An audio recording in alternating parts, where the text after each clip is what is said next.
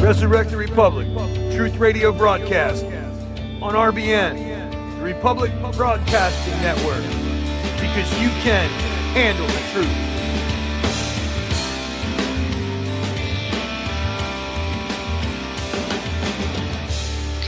Resurrect the Republic, Truth Radio broadcast. Welcome to tonight's show.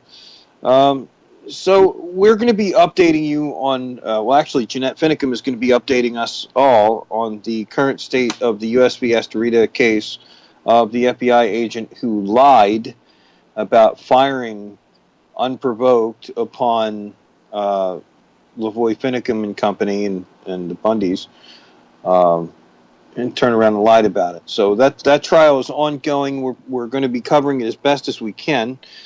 So we have a report from Jeanette, but before we get to that, let's just cover something that came out of by Sherry DeVal, Readout News. Greg Bretzing, the former special agent in charge during the Malheur protest in January 2016, was the first witness to testify in the trial of W. Joseph ASTARITA. ASTARITA, member of the FBI's hostage rescue team, HRT, is accused of lying about firing his weapon on the day that Lavoie FINICUM was killed, as well as obstruction of justice. During his testimony, multiple points were revealed that were never disclosed to the defendants in the two Malheur protest trials, of which this trial centers around. This information could be considered Brady material, which would have been required to be turned over to the defense. Bretzing explained that there were two surveillance planes flying, one at night, using infrared cameras after the shooting. The video will be played in court.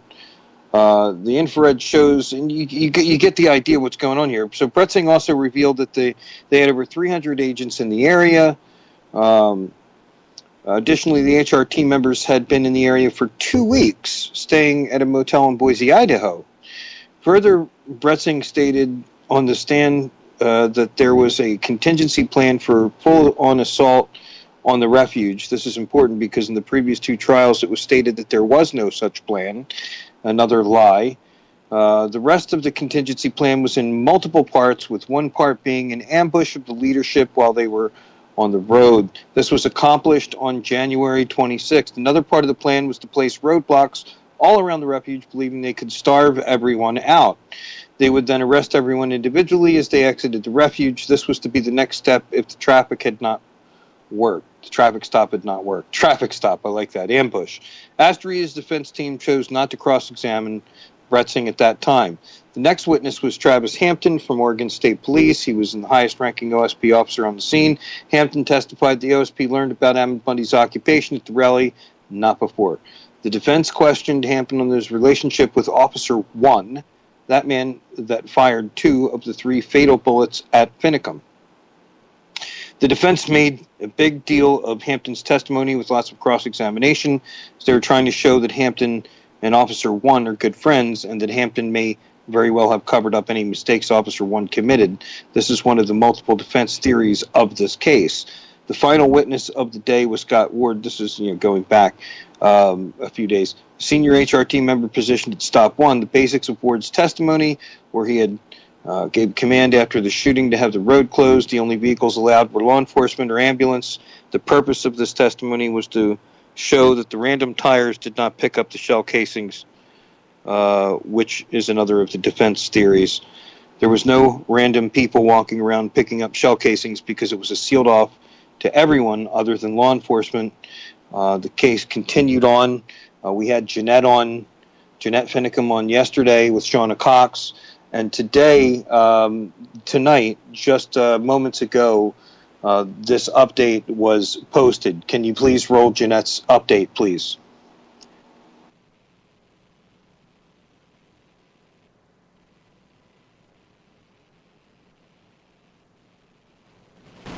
Today is Friday, the 4th day of the trial. They had Officer BM with the FBI, Officer John Nider, and Officer 1 and 2 today testifying. It was quite an interesting day to be there to hear their testimonies. It was emotional for me. It was hard to keep my composure at times, and But I know that the Lord was with me to help comfort me. As I'm sitting there listening to these men describe my husband or the people that were involved as militia, armed terrorists, basically. They didn't use the word terrorist. However, they continued to say that they were armed and dangerous. And I kept thinking to myself, this is, based on the threat assessment that they received from probably Dan Love. And we have learned since then that the threat assessment that was given to the Oregon officials was tampered with, and it was manipulated and falsified. And so these men were not dealing with a true description of Ammon and Ryan and Lavoie and the men that were there. They were not militiamen. My husband was not in a militia. I will keep saying that until I can no longer speak. It was interesting during Officer Nider's testimony. He was describing how the radios kept failing and weren't working, that they had to use the Oregon State Police radio to communicate.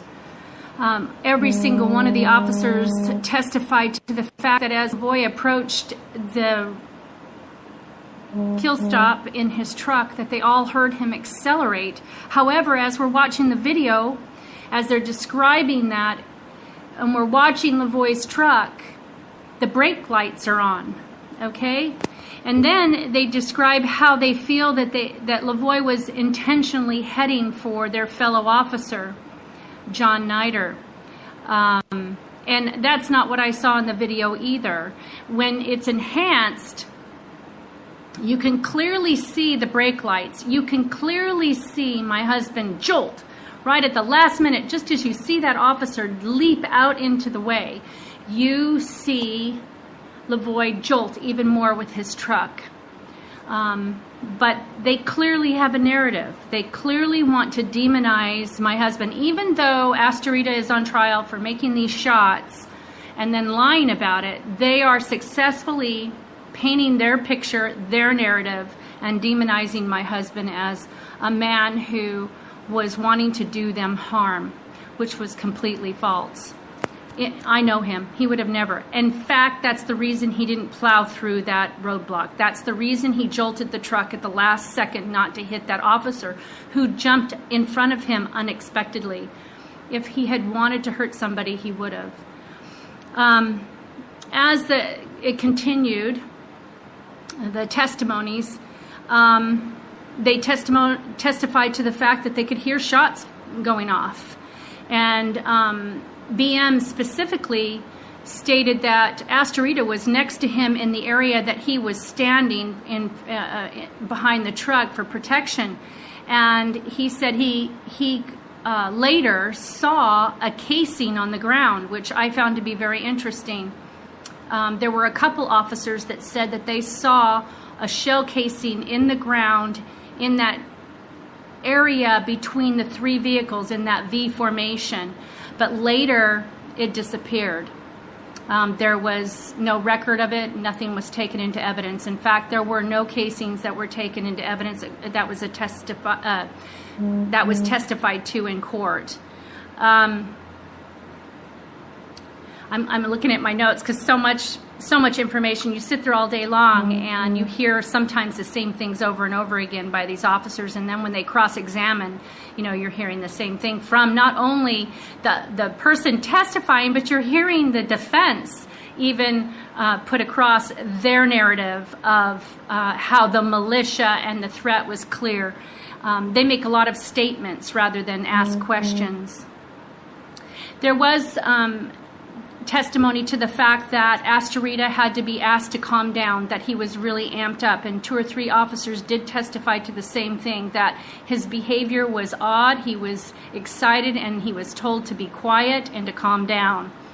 After the shots were fired and Lavoie was killed and they had secured the truck, there was testimony to the fact that BM, ASTARITA, and NITRE all went to the front of the truck and examined it where they could find where they did find a bullet hole there, and they had some discussion amongst themselves about that bullet. And then later on in the night, you know, maybe a half hour later or so, but it was dark by then, they are looking for, well, they're testifying that they're picking up their flash spoons and the different things that they're trying to pick up, because they're sensitive materials that need to be picked up and gathered.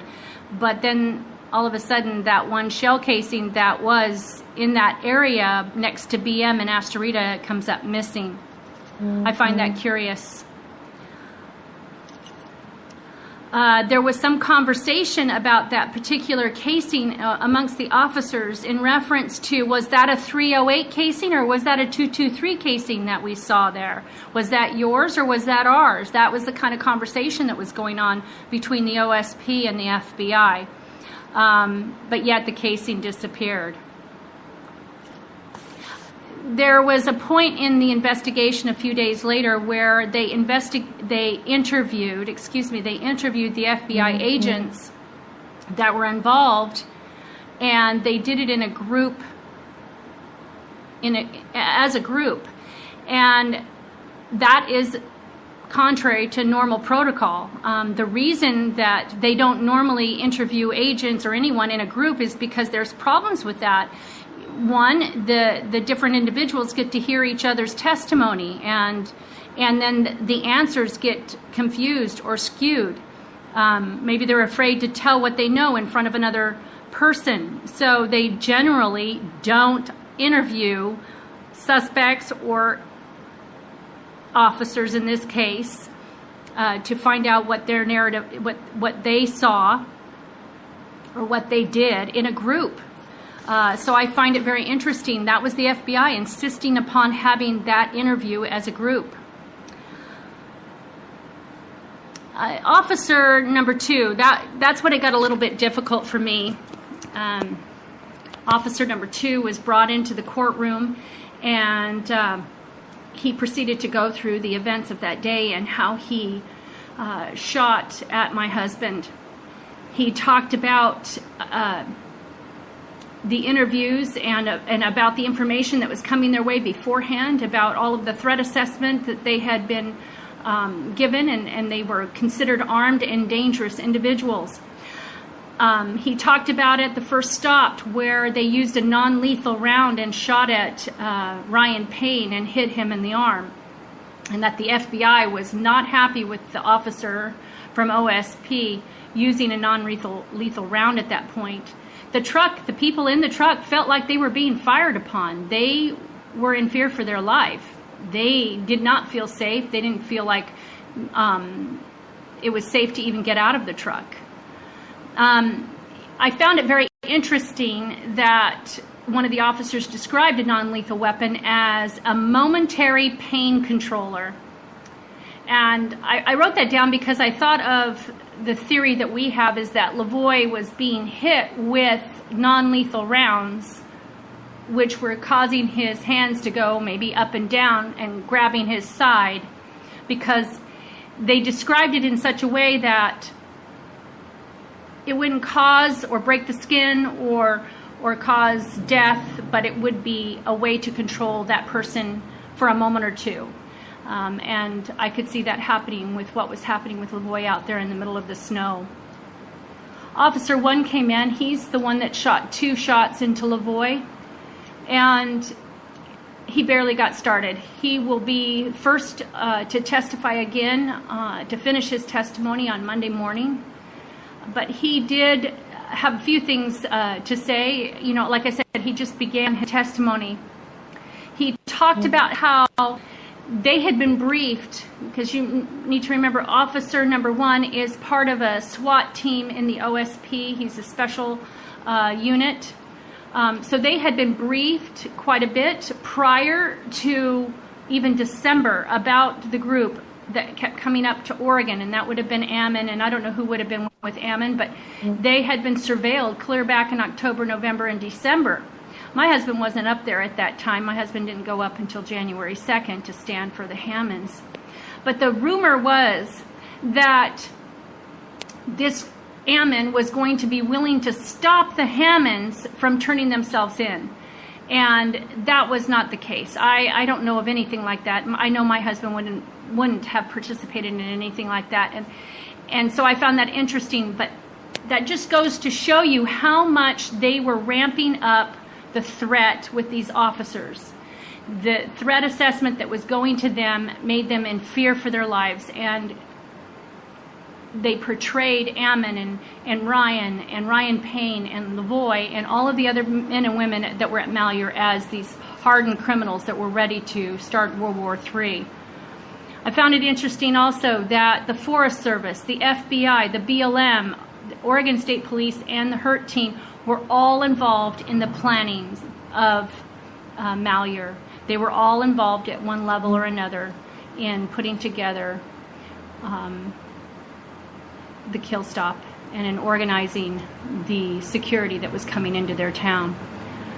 That is my update for today. Again, I appreciate all of you who continue to stand with me and my family and who continue to support us in every which way that you do. We're determined to see this thing through to the end, to hold them accountable for killing Lavoie. I believe that they could have, watching the tapes and listening to these officers, they didn't even try to use non-lethal force on my husband. They could have used that taser. They could have found another way to bring him down. They did not need to kill him. He never drew a weapon. And I am not satisfied with them feeling like they might have been threatened. I'm not satisfied with that. You can't feel that way. You need to see that you're going to be in some harm. That's the way it used to be. You had to see a weapon before you could shoot. They're changing things, people.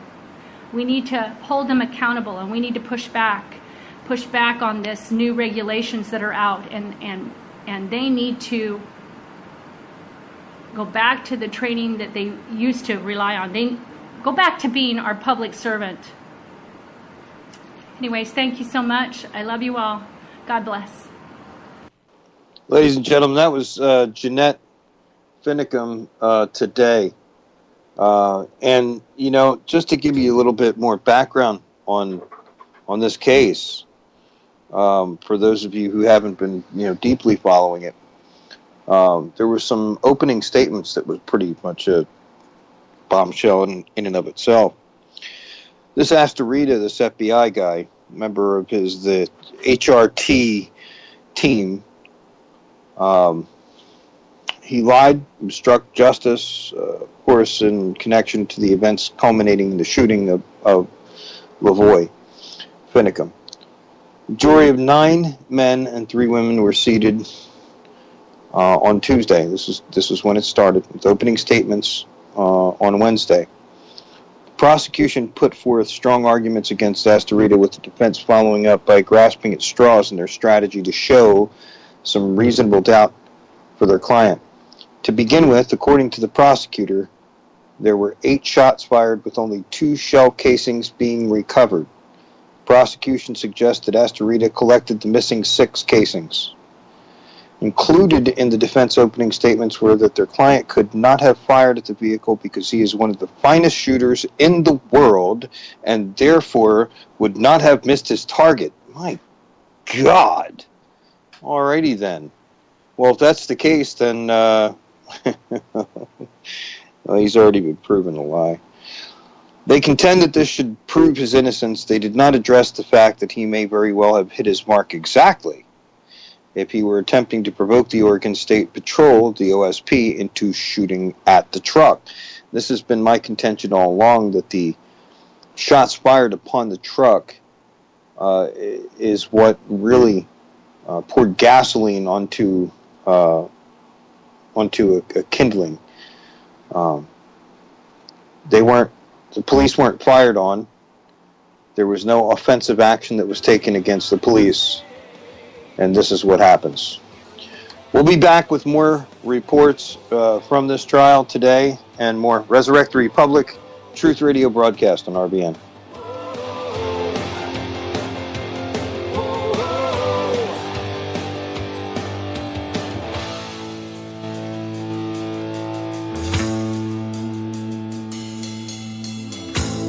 This is the most transparent administration in history.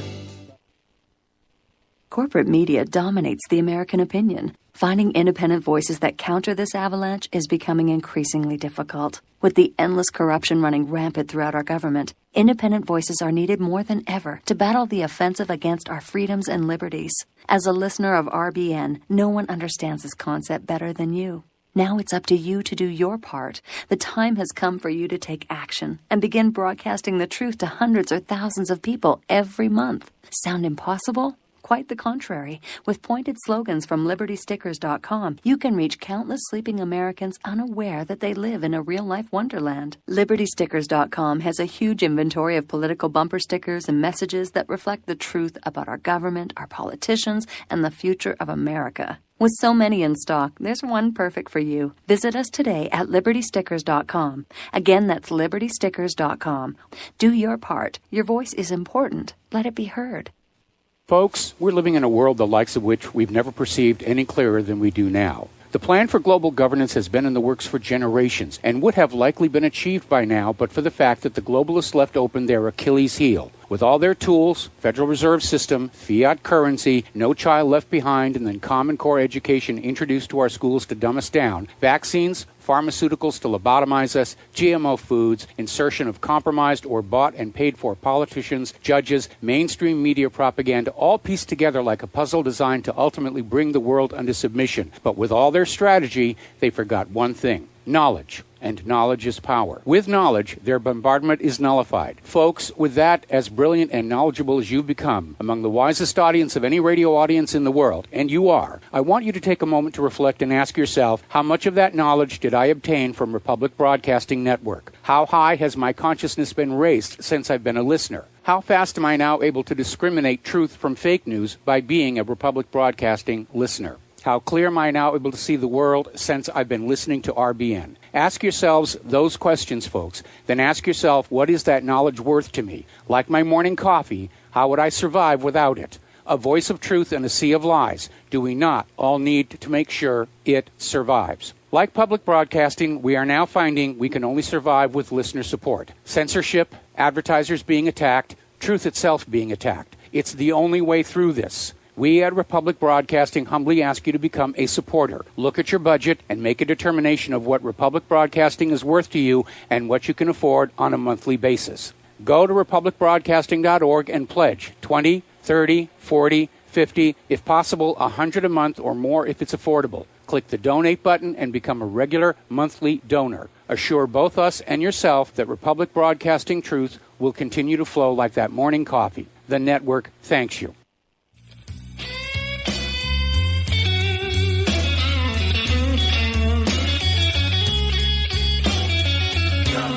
Texas.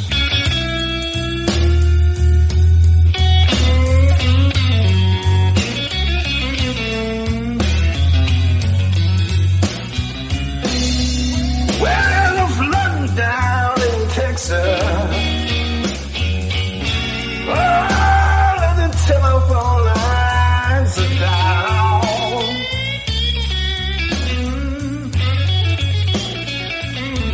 Yeah, it's a flooding down in Texas. Welcome back. All of the telephone lines are down. Resurrect the Republic, Truth Radio broadcast on RBN. Folks, I have one more report out of today's events to come to you from Kelly Stewart. She has been covering this as well. We also thank Readout News, their coverage. But go ahead and roll Kelly Stewart on the USB ASTARITA case. Guys, Kelly Stewart here. I forgot that my speaker is not working, so I have to start this live stream over with a headset on.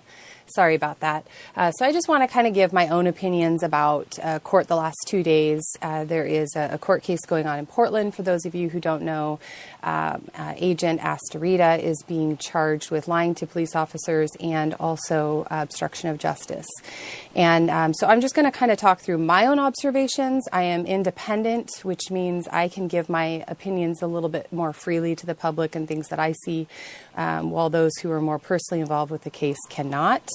And I think what I'm actually going to do, Maxine just put out a great report, and I'm just going to read what Maxine wrote, and then I think we'll just kind of talk through it, and I'll share some of my perspectives. And I'm sorry, Tammy, it's on. So I'll just get started with reading Maxine's report quickly, and then I'm going to talk about some of the hypocrisy that I see, and also talk a little bit about Judge Jones and my personal opinion of Judge Jones in the ways that he has handled things in the past with the defendants. Judge Jones did just turn 91 years old, and he is presiding over this case for this FBI agent. I'll just say quickly, I believe it's, he has 3 counts, facing a max of 10 years, I believe, for each count. If they're served concurrently, then it would be just a max of 10-year sentence. It wouldn't be 30 years. If he's convicted and if they actually sentenced him to time, my anticipation is that he would end up walking with maybe a year, and it would probably end up just being probation, to be honest. I do not see this highly esteemed HRT agent going to prison over this. My personal opinion is that this is a dog and pony show. We've heard oftentimes that the FBI and the federal government in general, will kind of have their own little patsy that they feed to the public, and it appeases the public in areas where there was grave misconduct like this. It was egregious actions by the FBI and Oregon State Patrol, and all the way up to Kate Brown, President Obama. And so sometimes the easiest way to appease the people is to feed them a story. This is going to be a multi-million-dollar trial, and have us all feel like, the government's going after the bad guys. When in reality, and with what I'll talk about today too that happened, the government is not going after the bad guys. These guys aren't even being charged with attempted murder. They're being charged with obstruction of justice. So basically, you can kill the peasants, but don't lie to the king, is the message that I take away. Kill the peasants, totally good. Don't lie to the king. So I'm going to just read this report from Maxine today, and then we'll kind of talk through some of it. The Oregon State Police trooper who fired the fatal shots at the Refuge occupation at spokesman Robert Lavoie Finicum in 2016 were not interviewed by investigators until 5 days later. Travis Hampton, then a state police major in charge of agency operations, exchanged multiple text messages with one of the 2 troopers before his interview. Officer 1 and 2 are the 2 who fired the fatal shots at Lavoie Finicum, including one as he met with the investigators. The state trooper also left his rifle in a truck overnight at the scene. FBI agents at the shooting site didn't write any reports about their roles at the roadblock that day. Details of a chaotic confrontation and its aftermath came out in the first day of testimony in the trial of indicted FBI agent W. Joseph ASTARITA, accused of lying when he denied he fired 2 shots at Finicum's truck. One shot hit the roof of the truck and the other missed. Moments later, troopers shot and killed Lavoie Finicum. So I'll pause with that. If this agent shot at the roof of the truck when Lavoie Finicum's hands were raised in the air, would it be reasonable if, in fact, he did reach for a gun? If he jumps out of the truck and is moving away and realizes, oh my gosh, these people are about to kill me, which I don't believe his gun was on him. I totally believe that was a plant. The pocket, the positioning, it's not reasonable to believe that gun was on him. But even if it was, now that we have an FBI agent, or an officer for that matter, lying about shooting when Lavoie Finicum's hands were raised up in the air, would it be reasonable if he had reached for a gun? I believe he was reaching to where one of the agents had shot him with a rubber bullet in the hip. He reaches, he points back at the agent, they shoot him 3 times in the back, the other agents. Okay. All right, we'll be back after a few words from our sponsors. More with Kelly Stewart on today's USV ASTARITA, the FBI who fired and lied. Welcome to the place of the left's hypocrisy. Middle pink houses for you and me. Welcome to the face. You are tuned in to the Republic Broadcasting Network. Visit our website by going to republicbroadcasting.org.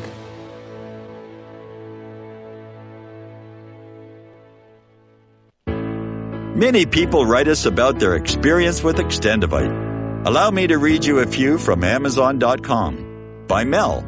Great product. My husband and father-in-law use it regularly.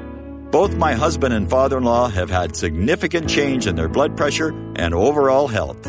By Amazon customer. It works for me. Returned to buy the tincture and the capsules as they were on sale during February. Unlike some other products, this one worked for blood pressure and occasional irregular heartbeat. Extendivite produced noticeable results after just 2 bottles, a 4-month supply. I take Extendivite 3 times a day, every day. I think the supplement has helped with my increased fitness regime and to lower my blood pressure. Tell us your story. Get Extendivite today. Call 1-877-928-8822 or visit heartdrop.com. Extend your life with Extendivite. Corporate media dominates the American opinion. Finding independent voices that counter this avalanche is becoming increasingly difficult. With the endless corruption running rampant throughout our government, independent voices are needed more than ever to battle the offensive against our freedoms and liberties. As a listener of RBN, no one understands this concept better than you. Now it's up to you to do your part. The time has come for you to take action and begin broadcasting the truth to hundreds or thousands of people every month. Sound impossible? Quite the contrary. With pointed slogans from LibertyStickers.com, you can reach countless sleeping Americans unaware that they live in a real-life wonderland. LibertyStickers.com has a huge inventory of political bumper stickers and messages that reflect the truth about our government, our politicians, and the future of America. With so many in stock, there's one perfect for you. Visit us today at LibertyStickers.com. Again, that's LibertyStickers.com. Do your part. Your voice is important. Let it be heard. Without the right accessories, any guy can be off the mark. Whether you've invested thousands in your arsenal or you own a single trusted firearm, a visit to AROutfitting.com is in order. It's one of the finest online selections of tactical optics and AR parts and add-ons, like EOTech, quick target acquisition with no peripheral loss. Browse the full range of Nikon scopes and binoculars. AROutfitting.com can illuminate your world with Streamlight gun-mounted lights from keychain to large handhelds, up to 1,100 lumens. Find some stability with Battenfield tactical bipods. AROutfitting.com has CMMG gun parts, barrels, assemblies, handguards, part kits, and more. Plus mag-full clips and magazines. I know I've got you excited, so take a breath.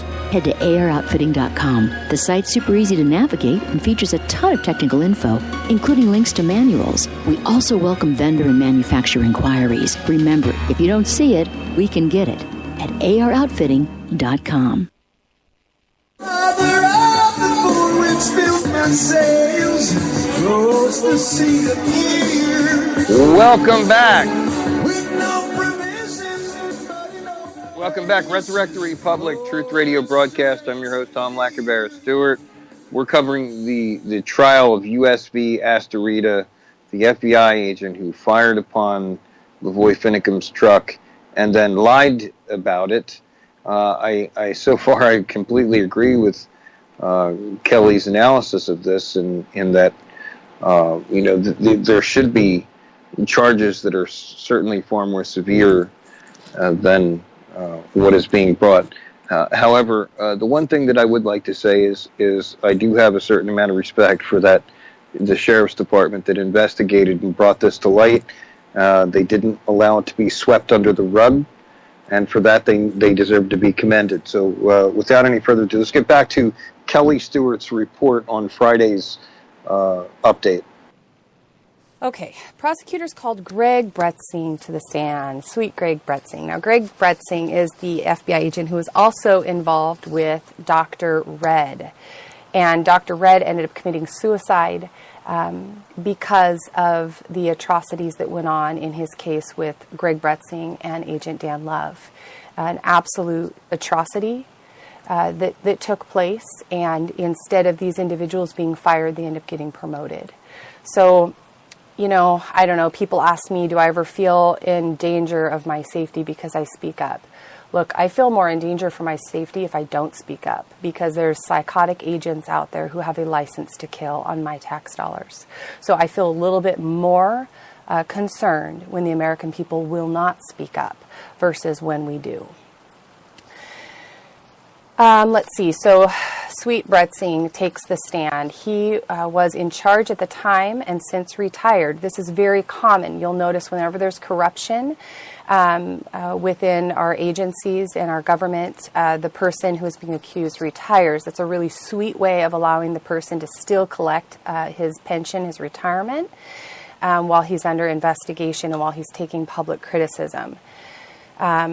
So let's see, he's retired. Hampton, who is now a state police superintendent, and also Scott Ward, a supervisory FBI special agent who was the highest ranking FBI agent on US 395 when the shooting occurred January 26. So those are the witnesses that were called today. Bretzing said he approved the Malheur Wildlife Refuge Militia Operation Vehicle interdiction plan to intercept the occupation leaders as they drove off the refuge that day. Thank you, Mark McConnell, who was the federal snitch that was involved helping to set that up. They were part of an armed group who took over the refuge headquarters 3 weeks earlier. So whenever we talk about armed groups, somebody who doesn't use a weapon, I immediately think of all the armed groups that I see that I am actually in fear of when I'm around, and that's police officers, federal agents who are above the law. And, we don't talk about these people as, oh, there's an armed group that's in our town right now. We go, well, they're the law. They can be armed. And so it's just interesting that a government who relies on guns and weapons to keep our border safe, to keep the president safe, that they're constantly pointing out when the public is armed. They don't point out. They don't point out when agents are armed. They don't say armed agents went and investigated. It's just agents. It's just a given. Well, it used to be in our country, it was just a given the American people were armed. In fact, back when you were when our country was first formed, if you were within the age range to be in the militia, you were required to be armed. Because if they had to call you up, what are you going to do if you're unarmed? So this whole idea that it's shocking that this armed group took over a federal building, that they are able to demonize this group with that statement. It should show people who support the Second Amendment. It should show people how far we've come from being a nation that actually supports the Second Amendment. Okay, he watched the arrest unfold. This is Bretzing. Bretzing was safe and secure back in the school in Burns. He wasn't actually out there on the front lines with his people. He watched the arrest unfold on a live feed from the FBI's aerial video in the command post. Boy, doesn't that sound intimidating? In the command post, which when they talk about the refuge occupiers, about their command post, they demonize them and made it look like some huge military operation. But the fact that they put the entire town of Burns under martial law, terrorized the people, literally terrorized the people, and had a command post is completely okay. Had a command post on the second floor of the middle school in downtown Burns. Bretzing wanted the feed recorded and replied, absolutely, when somebody asked, are you sure you want to do that? So the fact that he testifies to that, are you sure you want to do that? It continues to show me the heart of secrecy within our agencies.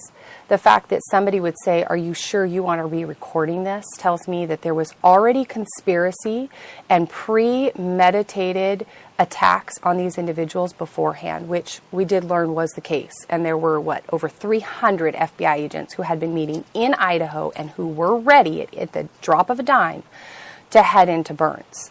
So the fact that they said, are you sure you want to do that? Because see, these cameras here are really the biggest threat to a tyrannical government, because they live with secrecy and lies and deception to the American people.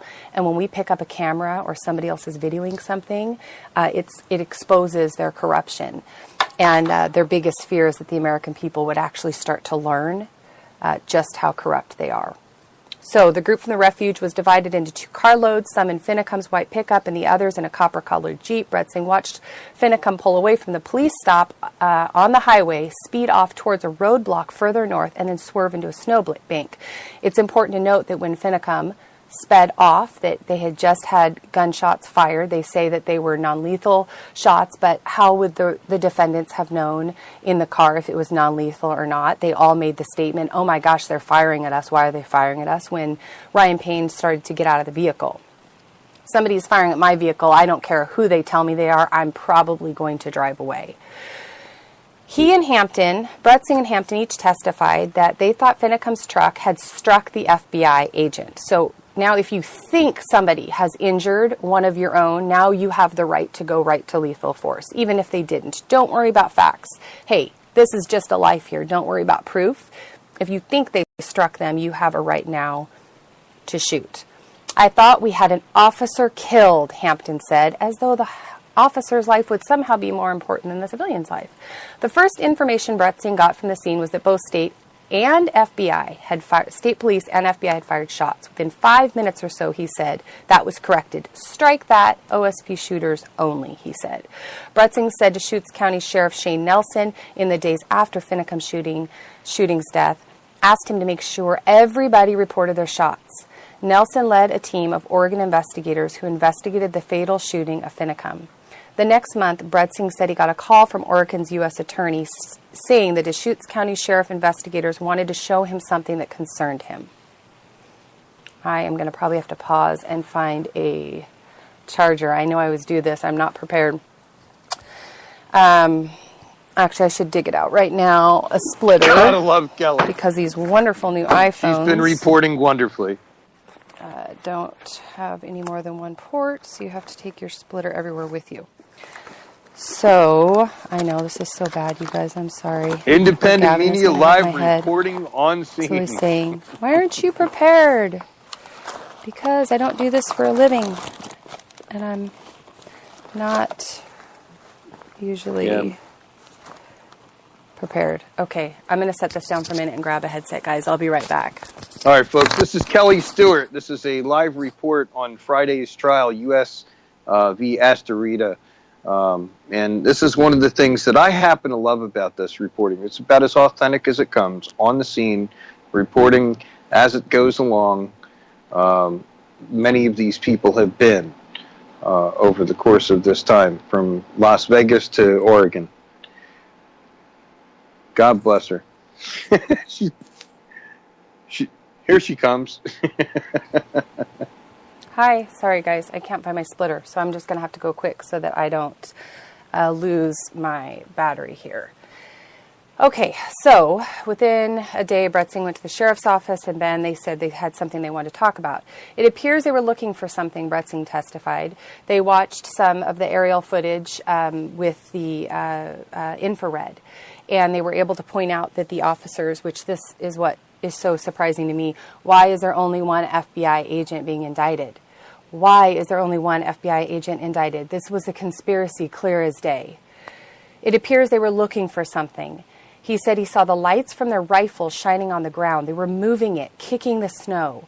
And in other notes that I have from earlier said that one of them actually got down on the ground and was looking through the snow. As a group, every one of these agents knows who fired this weapon. ASTARITA's whole issue of, or pointing the finger at the OSP-1, the officer who actually killed the boy, it's a really weak defense. I will be shocked if it works with this jury.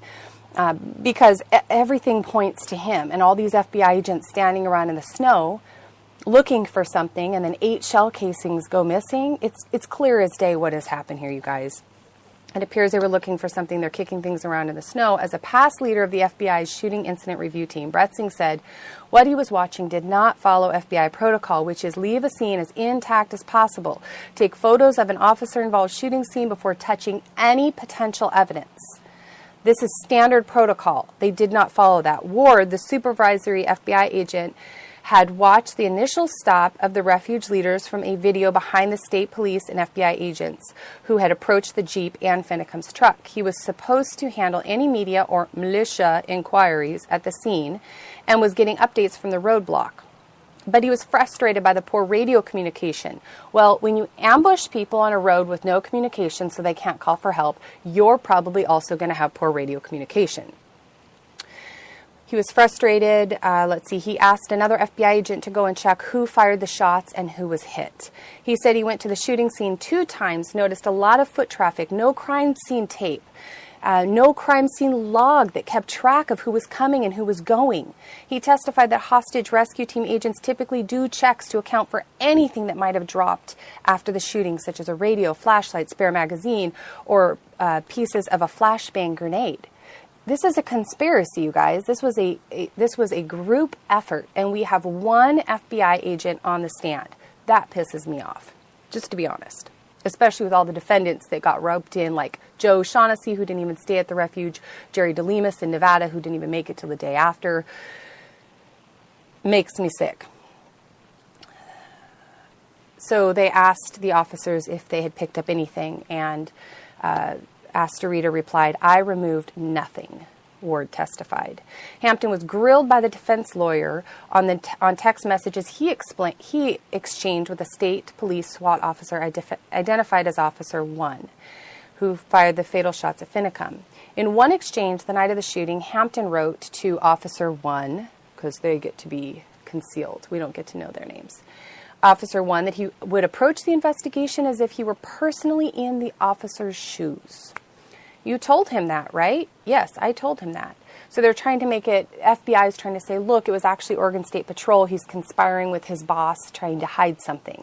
This is the agent who is standing around in the snow with his buddies, kicking things on the ground and getting down on his hands and knees, looking in the snow. He's doing the whole, not me, look over there at that one. That's the one you actually want. Total dog and pony show that we're even having to go through this prosecution, but we are. Hampton said Officer 1 had grave concerns that he, his wife, and his children would face harm because of his role in the shooting. Okay, look, you want to be a terrorist? That's your own choice. But why is the American taxpayers left responsible to work to conceal your identity to cover up your crimes? Is this how we treat criminals now? Somebody fires shots at a man when no shots needed to be fired at Lavoie. He would have not harmed any of them. And now we get to hear the victim role. He and his wife and his children would face harm. Well, Lavoie faced harm. Do you know the death threats that any of us have received for supporting these people? Nobody conceals our names. Nobody concealed the defendants' names. Nobody concealed their families' names because they weren't the king. They were the peasants. Hampton said he told the officer that he'd be equally concerned if the roles had been reversed and he would approach it the same way. This is the blue line of silence. We're talking FBI here, but it applies the same.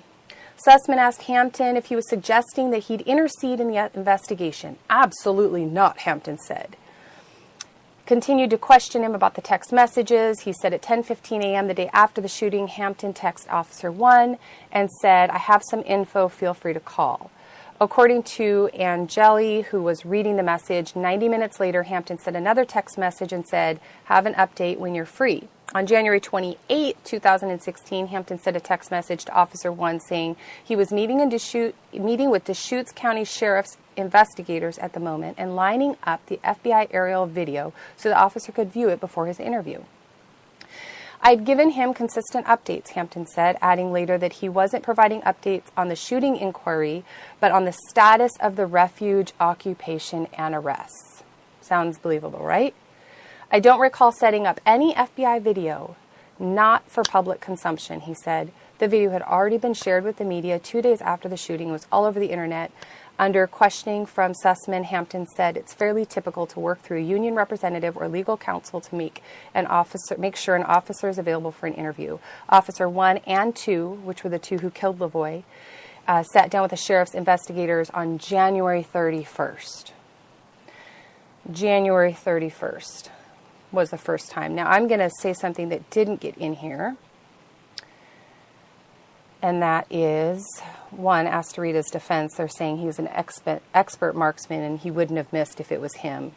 That's his defense at this point. And let's see. After, I can't find it in the notes. So after Lavoie and Ryan Bundy and Ryan Payne, Lavoie and Ryan and Shauna and Victoria left the scene after they fired at Ryan Payne, he then jumps out of the vehicle, goes into custody. The rest of them are like, I ain't getting out of the car. They want us dead. They leave. The officers radioed to Officer 1. It looks like we're going to have to shoot Lavoy FINICUM. A vehicle is leaving the scene. A man who has harmed nobody, who has been protesting on public property. I know people want to say an armed takeover of federal building, but if that's the case, then it belongs to the king. I thought it was supposed to be public property. If you're going to protest your government, the best place to do it is going to be on public property. If you go to private property, you're probably not going to get very far, right? They'll just wave at you as they drive by and go, look at those protesters over there on private property. So if you're going to actually want to protest your government, the First Amendment states that you are allowed to protest your government for a redress of grievance, that your First Amendment rights will not be at all infringed upon. So they went to a public facility that was vacant. It was a great place to go protest in the snow, and they wanted to take those lands and get them back into the rightful owners, which was the people of Harney County. Lavoy drives away from them. And what is all of their response? Oregon State Patrol and FBI. I know people want to do the whole back the blue, but look, guys, they were all complicit in this murder. Every one of them, hundreds of them. None of them have come forward with the truth yet. They radio to the officer who kills Lavoy. It looks like we're going to have to kill Lavoy FINICUM. That is on court record. And the only charges we see in this trial right now are obstruction of justice and lying to the king. This is what we're spending our money on. If he's actually convicted, he'll go away for, what, a year? Lavoy's gone. Defendants still sit in jail, 5 of them. On top of all of this, there has been so much exculpatory evidence, like the 200 FBI agents that were in Idaho, that could have been used in the previous trials. Whether the judge wanted to honor it or not and let it be used because she said it doesn't matter what the agents did and the police did because they were in the right and you can't claim self-defense. It still should have been in the discovery. There is so much that came out today that was never in the discovery. And we have 5 men right now sitting in federal prison, given lifelong felonies, men who would never harm a soul. And we have FBI agents firing their guns at civilians who are walking free. We have FBI agents who tried to clean up the crime scene, who are walking free and facing no charges. They charged Jake Ryan with depredation of government property. Sitting in federal prison for that today, and we have FBI agents who picked up bullets that they fired as a group in a conspiracy, removed them from the scene, and then lied about it. Is it okay to fire your gun at somebody whose hands are up? Is that a part of de-escalation? What if Lavoy FINICUM had gotten away? Are those agents, both the Blue Line and the FBI, are they now the judge, jury, and executioner? Yes. That's how they robbed us of due process. For everybody who says there's due process in America, I'm here to tell you, there is not due process in America. We have given the police the authority to be the judge, the jury, and the executioner. It used to be, if somebody evaded you and got away, you couldn't just shoot them in the back. It would have caused riots in the street if somebody was shot in the back. Now, it's common practice. Well, they didn't do what they were told. Are you guys slaves or are you free men? Absolutely true. Now, fleeing when you feel your life is in danger is justification for them to murder you. Cowards. We've got a lot of problems that are going on already in this trial. Everything from, the charges that are being ignored. On top of that, the fact that the public wasn't allowed in to jury selection. We have a 90-year-old man presiding over this case, a man that most states would probably take away his driver's license at this point, and he's literally sitting over these cases. He's the one who denied most of the defendants, many of the defendants back in Oregon, the right to release. He made Sean Anderson say out loud, "I agree, the federal government has jurisdiction over their land." Told Ammon and Ryan 2 times in their release hearings, "You cannot take the king's land." You don't believe me? Go look it up in the court records. Their release hearings that they were denied. You cannot take the king's land. So see, we bring up these references to peasants and kings, and they mock us. Oh, they're free. They're exaggerating. You're not slaves. We don't own you. You can live free as long as you get the right permission slip. It's for your safety. And then a judge, Judge Jones, sat there and said, "You cannot take the king's land." The saddest part about where we are in America isn't that we live as slaves to our government, and that if we don't follow the correct laws, codes, rules, regulations, that we get shot, we go to jail, we get fined, or we go to jail, and if we refuse all that, we just get shot, and it's allowed based on what we've seen here with Malheur FINICUM. The saddest thing is the people don't know. And instead of worshiping God, they worship their government. They worship the police and the military. There was a day and time when the people cried out to God for their protection and their victories in their wars. Now we just invade more countries. We think there's a threat, let's go invade them first. No wonder the world hates us at this point, you guys. This isn't difficult to figure out. You're out invading all these other countries. You're shooting people in the back, saying that you have a right to, and you're confused that people are upset with the police. You can die at a traffic stop if you get pulled over because your blinker didn't work, if you move the wrong way, and it's allowed. My solution, people want solutions, right? Turn back to God. Look to God for our safety. Stop worshiping the government. Stop worshiping the police. Stop worshiping uniforms. The Bible directly deals with uniforms and treating people in different clothes differently than those who are dressed as the poor. Stop worshiping the government. Start calling them out. Do your own video. Talk about what's going on in these trials, in these kangaroo trials that we see happening. At best, this man's going to get a year in prison. A lot of good things are coming out. I say good things as in evidence, things we wouldn't have learned any other way if we didn't have the FBI going up against the state police. We got one gang going up against another gang. All of them fighting together saying, you did it, no, you did it. And none of them are telling the truth. None of them are speaking up and telling us the truth. All they're each doing is saying, I didn't do it. I didn't do it. I don't have anything to do with that. I didn't do it.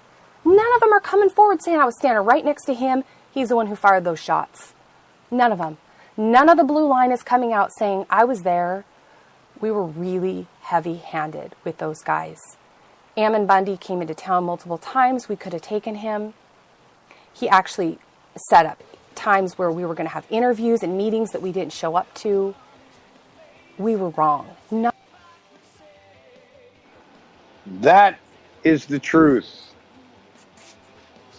That is how it is.